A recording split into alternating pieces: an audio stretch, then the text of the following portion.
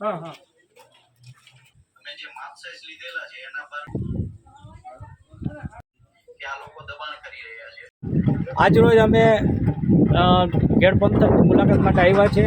અને ગામની મુલાકાત લઈ અને જે ગરીબ લોકોને ફૂડ પેકેટ અને વિતરણ કરવાનું આયોજન છે અમારું અને ગામમાં જે કંઈ નુકસાની કે જે કંઈ હોય એના માટે અમે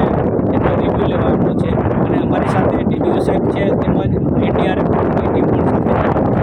લઈને અમે અત્યારે મુલાકાતે નીકળીએ છીએ।